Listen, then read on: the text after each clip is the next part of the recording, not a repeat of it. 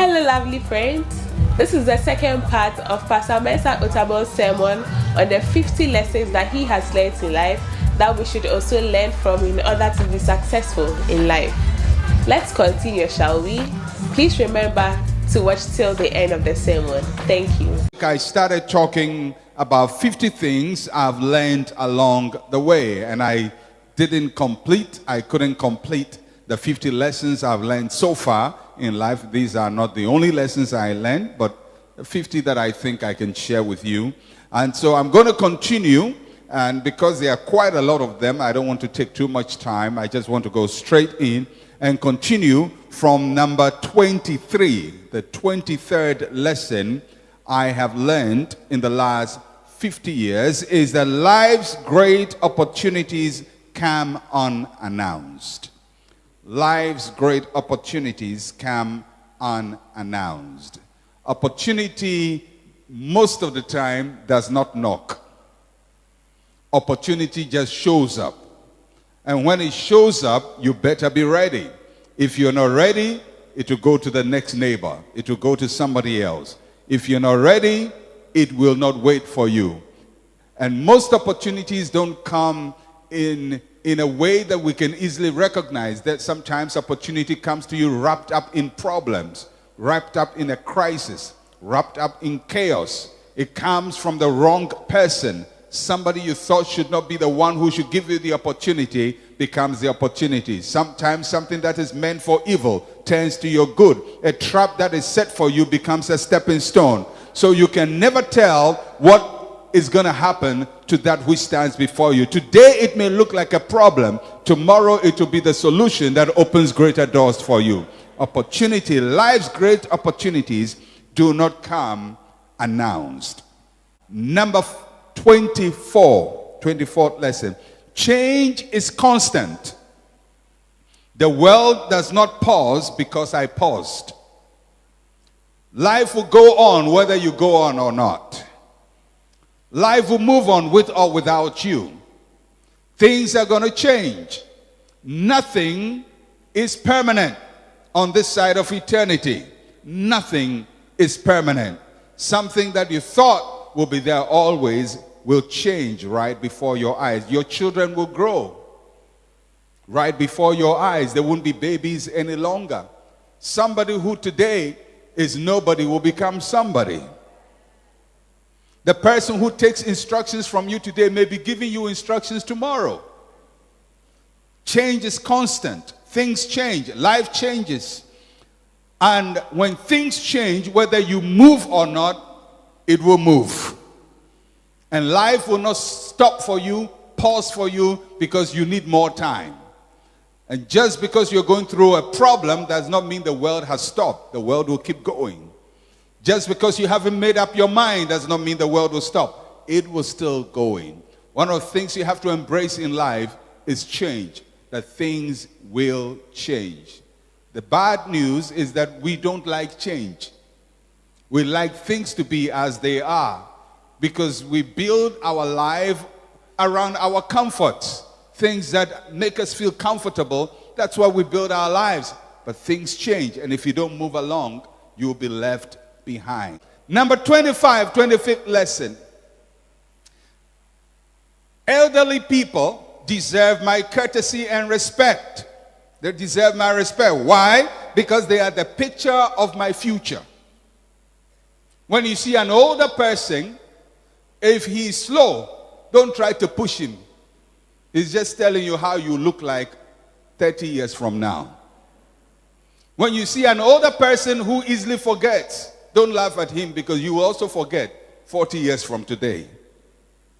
When you see an older person who is very unhappy because of the way he treated his children and the way he treated his wife, everybody has abandoned him. He's 80 years old. He's living alone. Nobody visits him. Don't be quick to criticize.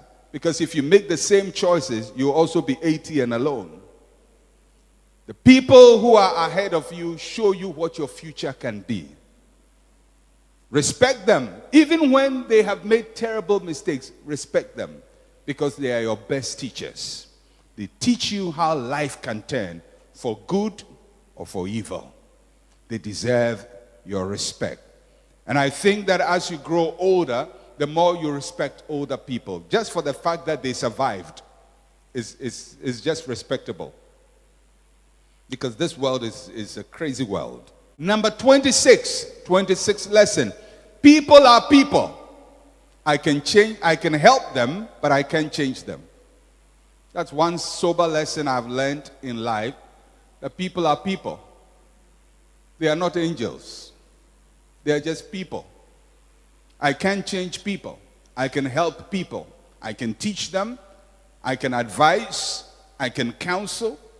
I can support, but I can't change. And I've come to realize there are people you can help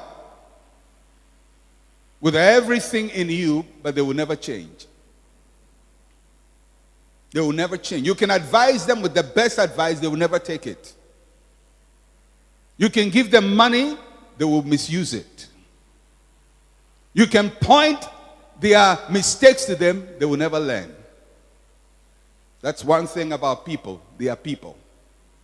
And when you find there are people who don't change, help them if you can and leave them. They have to sort their own lives out. You can't solve people's problems for them, and you cannot live people's lives for them. They make their own choices and they live with the consequences. People are people. You can help them, you can't change them. The interesting thing is, even God looks at people and they are people. I mean, if God could change everybody, don't you think he would just say one word, be changed, and everybody will be changed? No. He gives us his word. He lets his Holy Spirit lead us. He will bring people to speak to us. But he can't change us until we make a choice to repent. When Adam and Eve were going to sin, where was God? You think he was far away? He was there. He created them. He planted the Garden of Eden. He told them, don't eat of that fruit. They went to the fruit. He was there. They picked the fruit. He was there. They took it close to their mouth. He didn't hit their hand. They ate it. Because people are people. You can help them. You can't change them. If somebody wants to be bad, they will be bad.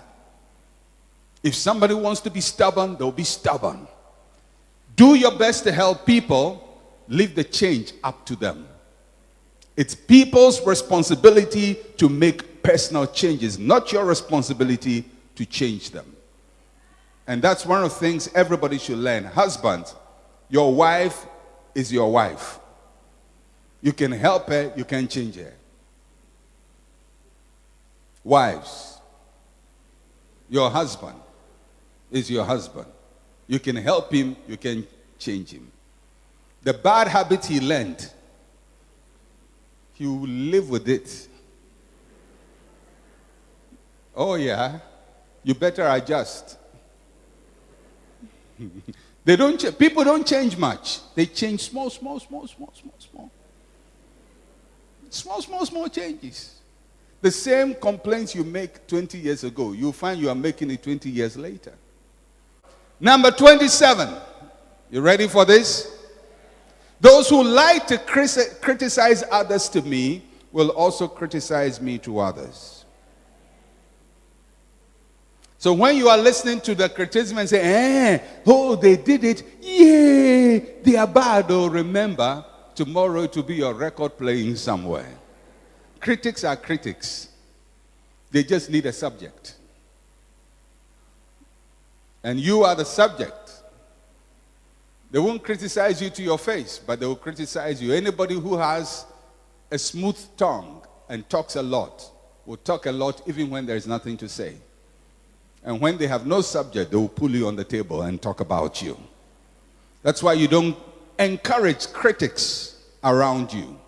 It's all right for once in a while people to share opinion about you, about something, or you're doing something and somebody comes and says, listen, I have this information about that person. I think you should look at it carefully. That's fine once in a while. But if it's somebody's habit where they're constantly bad-mouthing somebody to you, guaranteed they are doing the same about you to somebody else.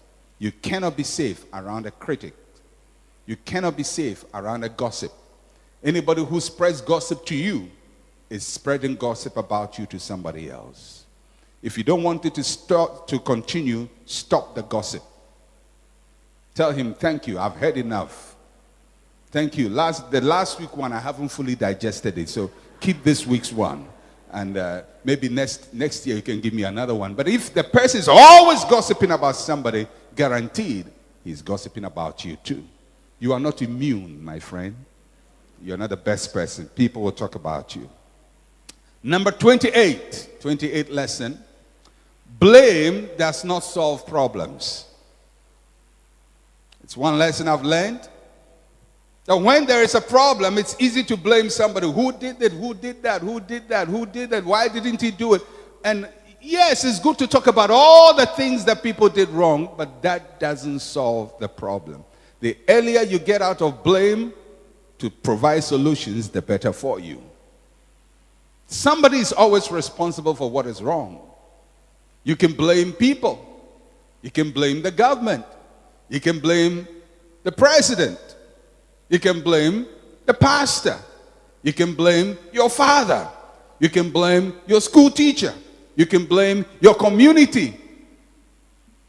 But it doesn't solve the problem. Blame doesn't solve problems. Don't go through your life blaming people. You have to take responsibility and solve your problems. And the earlier you stop blaming, the better. When things go wrong, yes, we'll blame somebody, we'll be angry, and we'll talk about what people did for which was wrong, but say it just for a short while.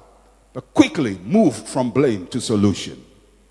Because if you get frozen with blame and you just keep talking about the problem and who created it, you would never find solution. I think that's something politicians should start learning. The blame doesn't solve problems. Blame doesn't solve problems. Number 29. This one is an interesting one. People are complex. When you think you know them, they do something crazy. Isn't that true? When you think you know somebody, you say, oh, I asked for this one. Oh, I know him. Then he does something, you start scratching your head. What happened? People are complex. They make crazy choices. Sensible people make crazy choices. They do silly things. And you wonder, what were they thinking?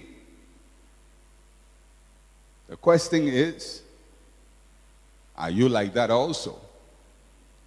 Do you do crazy things that you wonder to yourself, what was I thinking? What was going through my mind? Why did I do that? Because you are complex. You don't know yourself the way you think you do. I don't know myself the way I think I do. And sometimes when certain situations have not come your way, you cannot predict how you'll respond. If you've never walked where people have walked, it's not easy to understand them.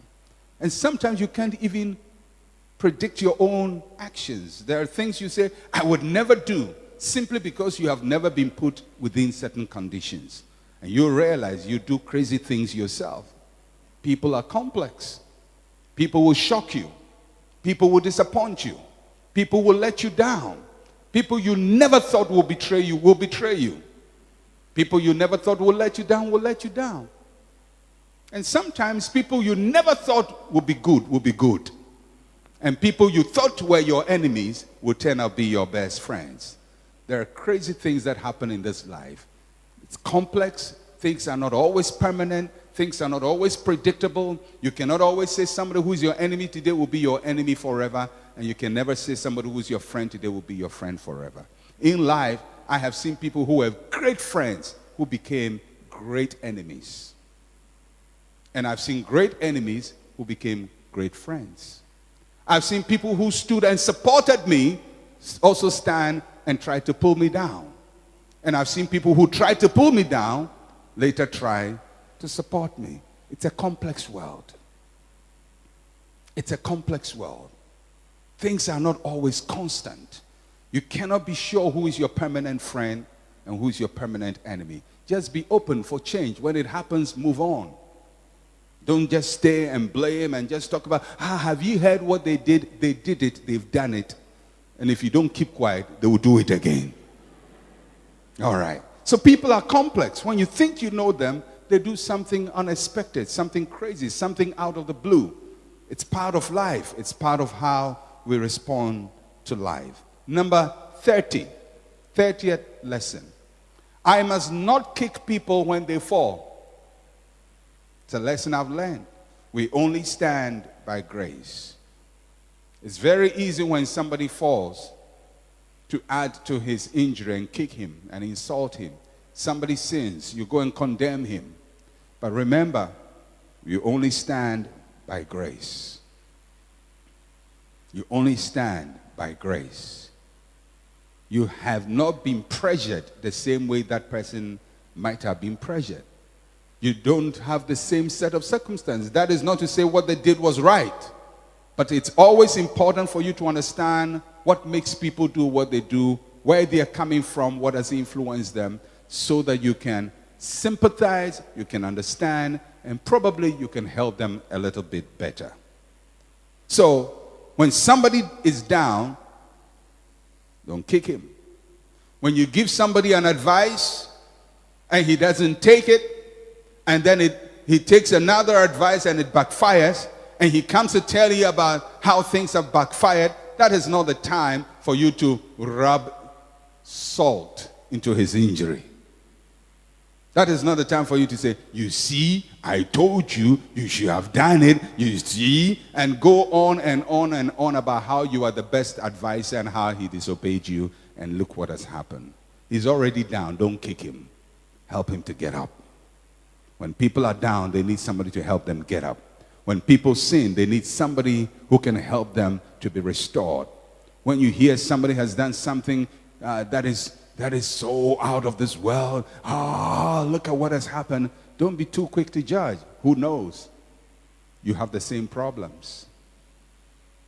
I have noticed that people who quickly judge people and condemn people and speak with condescension about people almost always have the same problems they are criticizing.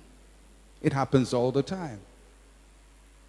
I know I've heard stories and I've seen preachers who get up and preach and condemn. Somebody has done something wrong and they condemn what they have done. It's an insult to the body of Christ. It's a shame to the body of Christ. And they go on and on and on. Next 5 years, they're doing the same thing. Because most of the time, the things we condemn vehemently are also things which are weak within us. And the reason we condemn them so hard without any sympathy is because we are struggling with those things. And instead of being quiet to allow God's grace to help us, we think that by knocking the other person down, we can convince people that we don't have that problem. When people are down, don't kick them. When your friend is already disgraced, don't disgrace him any further. Number 31. Everybody should get this lesson. God does not need my permission to bless people. Say it with me. God does not need my permission to bless people.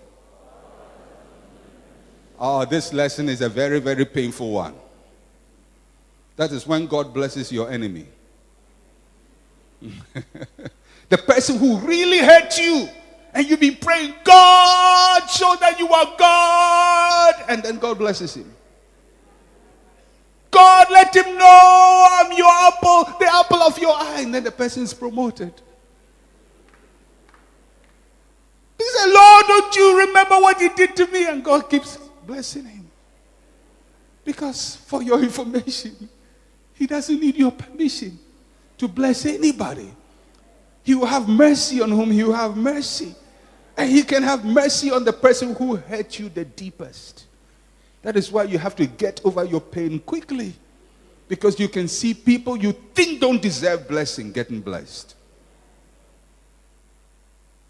When God is going to bless somebody, he's not going to come to ask you, by the way, I have it in mind to bless that person, but has he hurt you before? No. He blesses him. And you're going to see people do well that you wish would not do well. Because God doesn't need your blessing. People you predict will fail will succeed. People that you can say, I have predicted some people will fail and they succeeded. Oh yeah, I've learned my lesson. So I don't predict people will fail. I say, oh, this man, oh, he will never make it. And he's making it. Because God doesn't need my permission. I'm not God. I'm not his advisor. I'm not his counselor. I'm not his chief of staff. I don't sit in cabinet with God and tell him, as for this letter, don't sign it. No, he signs which one he signs. He wants to sign. He favors whom he wants to favor because of his own plans and purposes. I can't stand to judge who is being blessed. I can't stand to judge who is getting along in life. That's between them and God. If he wants to bless the wicked, that's up to him. My job is just to honor him in my life. I can't live people's lives for them. God does not need your permission to bless anybody. He can bless your ex-husband, bless your ex-wife, bless the lady who stole your husband from you.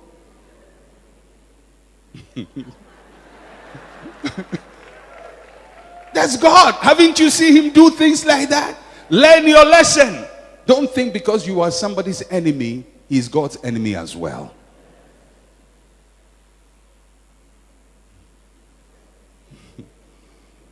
People say, well, but God, you said to Abraham, I will curse those who curse you. Are you Abraham?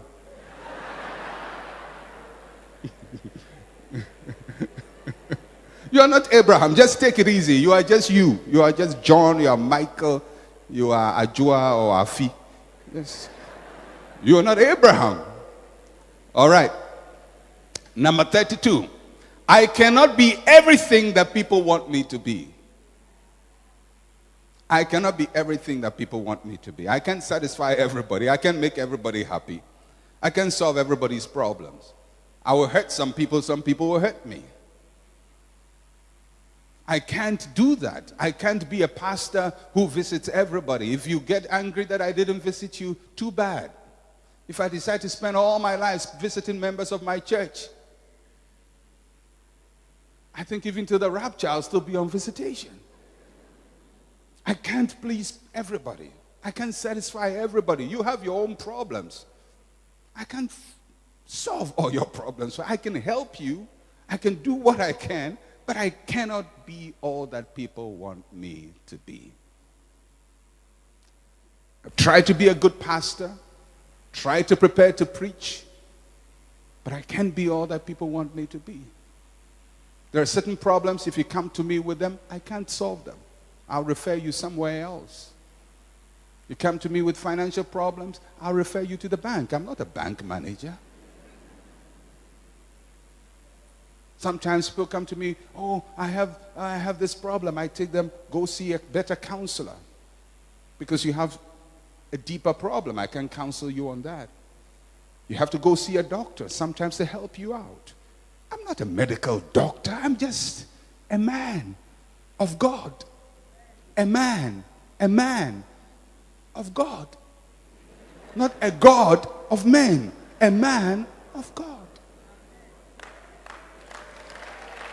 That's all I am. I can't solve all your problems. I can't presume that people come to me and I just wave a hand and all their problems are solved. I'm not God. I'm just a man trying to do the will of God. So I can't be everything, and sometimes I'll disappoint people because they expect too much from me. Some want me to be a loan officer. I can't be your loan officer. Go to Unique Trust. Go and get your 48-hour loan and let them pursue you. That's your problem. Okay. Number 33. I cannot hold on to people who desperately want to leave. That's one lesson I learned very bitterly, but I learned it. That when people say, I am leaving, let them leave. You cannot bribe them. You cannot appease them. You cannot try to compromise and negotiate, because by the time somebody tells you, I am leaving, they've decided to leave. And by the time their mouth says it, their heart has already left. I can't keep them. Whether they are pastors, they are friends, or whoever. If they say they are leaving, I let them go. Most of the time, not every time, but most of the time, I would say probably 90% of the time. Except I feel somebody really hasn't had the benefit of good counsel. But most of the time, when somebody comes to me, if a pastor comes to me and say, I am leaving, I say, when? Because pastors hear from God, so I'm sure he heard from God. But if I feel the person really hasn't had the benefit of good counsel, I'm going to do my best to counsel the person. But if my best doesn't work, if somebody desperately wants to live, you can hold on to him. Some of you are keeping people you can't keep. Friends who don't want to be your friends again. You want to be friends by force. He stopped calling you. You are calling him every day. Hello, hello. You're wasting your time. He wants to leave. Let him go. He has stopped visiting you. Let him go. People move on. Friends change. They want somebody else.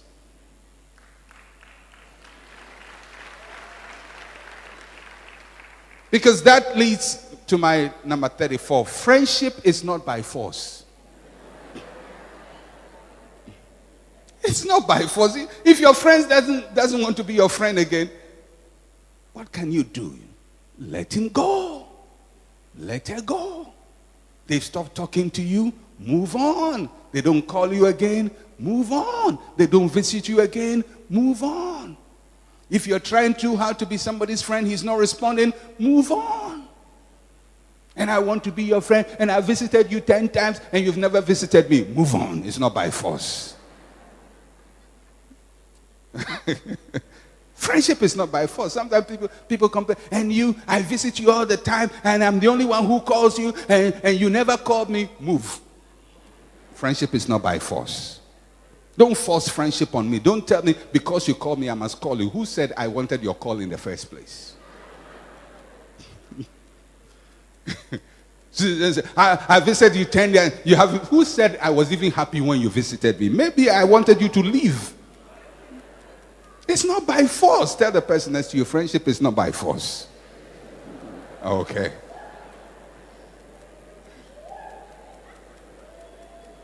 When my father died, your father died, I came to your funeral. And my father died, you didn't come. Funeral too is not by force. If you wanted to watch dead bodies and you came, fine. I don't want to watch yours. Go on, move on, get on with your life. Friendship is not by force. Number 34. When counseling people, I must leave the decision making to them. I've said a lot of that already. When counseling people, I must leave the decision making to them. As a pastor, one thing I've noticed is that people don't know how to make up their minds. And most times when people sit with a pastor, they don't just want advice. They want you to tell them what to do. And I've noticed when you tell people what to do, they will blame you for whatever goes wrong. So, if you can't make up your mind, too bad. I will end with advice, but not with a decision. I can't help you on that score. You have to make up your mind. Because if I tell you what to do and things go wrong, and as they sure will, because life is strange and there are problems all around, you're going to blame me. You're going to blame me. If somebody proposes to you and you come to say, Pastor, this man has proposed. Should I marry him or not? I'll tell you his good side and leave you. Because marriage has problems. I don't want you to go and you have marriage problems. And this man, I didn't want to marry him. And pastor said I should marry him. And I marry him. And look at it. No, go ahead. Make your decision. When you go and it doesn't work out, it's up to you. I'm not to blame. So, and that's one advice I will give to every pastor. Don't make decisions for people.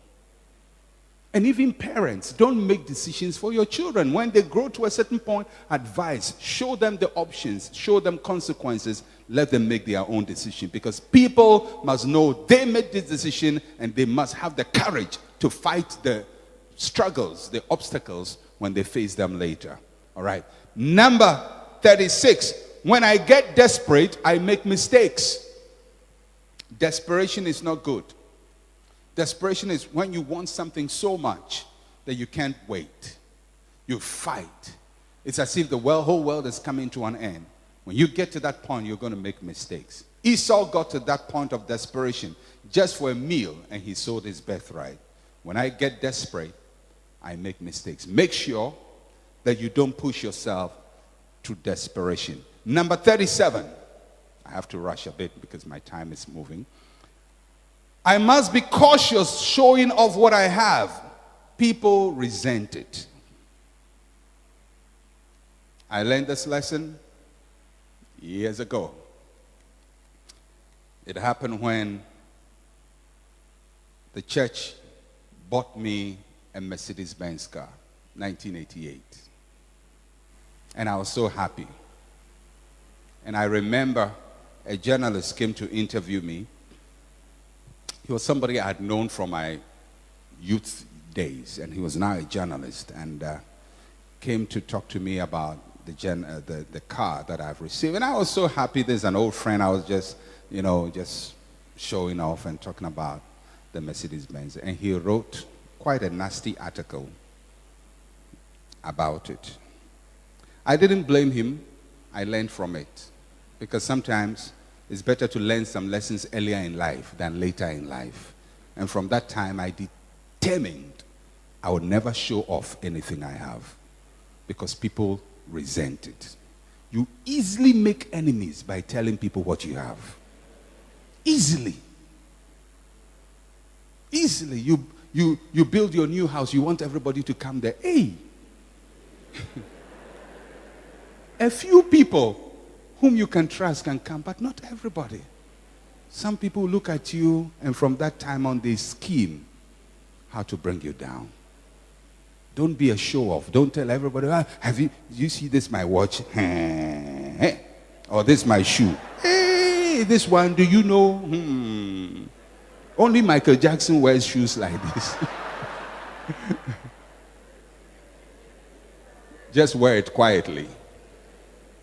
Wear it quietly. If they don't recognize it, just at least you know the kind of shoe you are wearing. But don't show off. Do you know how much my shirt costs? Do you know how much this costs? Do you know where I live? Do you know this? Do you know my child got the best price? Keep that to yourself. Not everybody wants to know your child got the best price, because whilst your child is at the head, somebody's child is carrying the class. That's the reality of life. So keep your stories to yourself. Don't show off. People will resent it. It's sad, but that's the reality of life. Not everybody will rejoice with you over your victory. Number 38, to stay ahead, I must always think ahead. To stay ahead, I must always think ahead.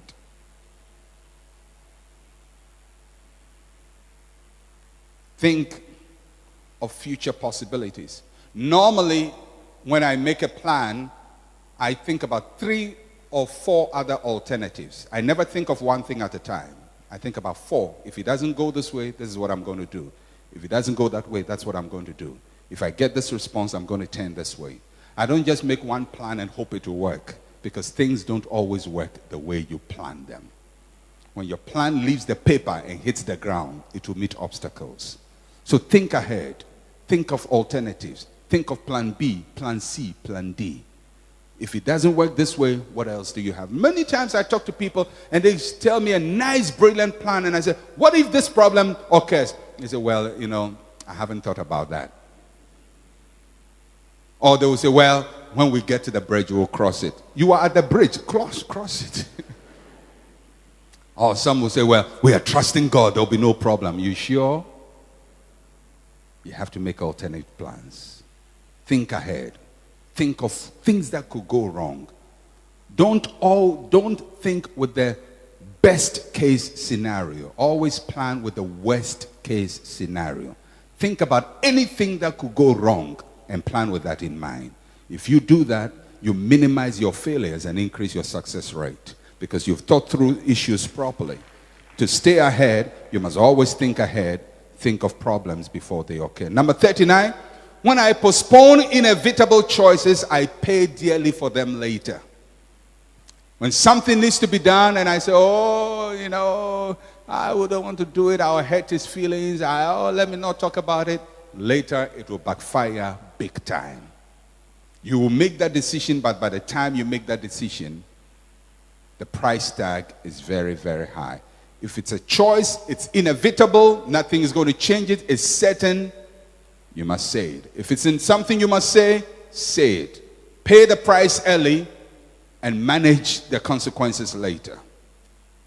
When I postpone inevitable choices, I pay dearly for them later. Some of the saddest things that have happened in my life is because there were choices I knew I had to make, there were decisions to make, but I didn't make them because for whatever reason. Number 40. This is a good one. Cheap is costly. Quality pays in the end. Cheap is costly. I've learned that lesson that, when you want to do something, they say it costs so much, you know the price, and you start to cut corners and cut corners and cut corners. You do the cheaper version. Eventually, the cheaper version is not able to solve your problem. You go back and do the quality version, by which time you are paying both for the quality version and the cheaper version. Cheap is costly. Don't be cheap. If it has to be done, make sure you do it well right from the beginning. Because if you go step by step trying to do cheaper, it costs you a lot. If you want to buy a shoe, save and buy a good shoe. Don't buy 10 cheap shoes. 10 cheap. Yeah, you may have 10 shoes in your wardrobe, but each one of them is stocking. Each one has opened the mouth. Each one. There are 10 of them. Because when you wear that shoe, you step and going forward, it leaves you behind. And cheap shoes are like that. Cheap everything is like that. Cheap furniture, cheap chair, cheap. Do things quality for once. And you don't have to come back doing them over and over and over again. I'd rather have one good shoe which can stand pressure than 5 shoes that can stand pressure, because all of them will leave you behind. Cheap is costly, but quality will pay in the end. Go for quality. And I'm not saying quality is always expensive, but go for quality. Not expensive, quality. Quality. Number 41. Investments that promise maximum profit for minimum effort are suspicious. After we've gone through R5, Piram, and all that, if you don't learn that lesson, you will never be wise again. Anything that says, you just put in this much and you'll get 10 times more, don't trust it. Don't trust it. It's suspicious. It's not going to work. Anybody who comes to tell you, pay this money and you're going to get that, and you look at it and it doesn't make sense, it simply means it doesn't make sense. Don't go for shortcuts, cheap ways, fast ways, quick investments. Somebody who is doubling money, something that promises you great reward without any effort, is suspicious. Unfortunately, human beings never learn this lesson. When we had the Piram issue, when Piram collapsed, and everybody knew it had collapsed, then there was another company called R5. And people went to invest in the R5. And they collapsed too. And then another one opened, I've forgotten the name, and people still invested. And it's not just a Ghanaian problem. Recently in America, it happened. Good old America. Mr. Madoff. Madoff with all their money. Number 42. 42 lesson that I've learned. If I can't get it now, I can wait for it. Tell yourself, if I can't get it now, I can wait for it. Say it again. If I can't get it now, I can wait for it. Don't act as if you don't have it now, you will die. That was Esau's problem. If I don't get it now, I will die. You won't die. You will live. You will survive. You will move on. If you can get it, you can wait for it. Don't just let instant gratification drive everything that you want in life. You have to be patient sometimes to wait for things to happen. Sometimes you don't have it. There are many things I started life I didn't have. But just wait for it. And I've never been frustrated, resentful about things I don't have. Never. When I married my wife, we didn't have anything. Didn't even have chairs in the sitting room. Had to go to the church and borrow benches that nobody was sitting on, just plain benches, and paint them white just to glorify it a bit and put it in my sitting room. If you can't get it now, wait for it. It doesn't mean for life you will be sitting on benches, but this is where you are at the bench state of life. There are stages in life. There is the bench stage and there is the sofa stage. If you are at the bench stage, stay there. You don't have it now, but wait for it. And if you are diligent and you continue pursuing your goals and working hard, the sofa stage will come. And don't put yourself down, berate yourself, look down on yourself. Good times are coming. Tell the person next to you, good times are coming. All right. Number 43. I have to really run. Little things add up to become really big things. I wish I could say a lot about this, but I can't. But little things really add up to become big things. Number 44. When I am with more mature people, I must keep quiet, listen, and learn. When you sit before people who know more than you do, don't talk. Keep quiet, listen, and learn. Open your eyes, open your ears, learn from them. Don't show off, don't brag about the little things you've achieved. Number 45. I know I'm running, but time is against me too. 45. My body is God's temple. I must keep it clean and exercise it. I can't say too much about it. Number 46. The second service is coming. I have to close the service. All right, number 46. I must treat the praise I receive like chewing gum. Chew on it a bit and spit it out. When people praise me, yes, it's good to get praise. And people say, oh, you've done this, you've done that, you've done that, you've done that. You chew on it. You get the sweet for the moment. But when it becomes routine, spit the gum out. You can't let praise stay in your head or in your mouth for a long time. It will begin to inflate your head. And in life, people are going to praise you. They're going to say nice things about you.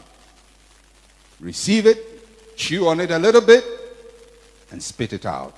Because you can't live your life on people's praises or on past glory. What you achieve today may not help you tomorrow. There will always be new challenges. But by all means, be encouraged by the praise you receive.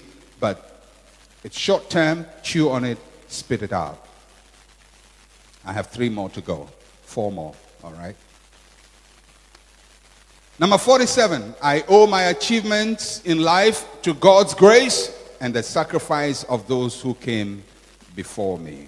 It's very easy for you to think you are the beginning of everything. Without you, nothing would have been done. But people came before you. By the way, that's the picture of my parents over there. They were looking handsome and beautiful.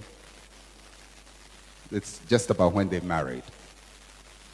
All right. So, I owe my achievements in life to God's grace and the sacrifice of those who came before me. There were people before you were here. There are people who came ahead of time. There are people who prepared the way for you. There are people who sowed the seed. There are people who made the investment. There are people who read books that you wrote books that you read. There are people who taught you in school. There are people who came and sacrificed in your field and never got anything, and you came to reap. Most of the time, we reap where others have sown. We reap where we have not sown. Don't take the credit for yourself.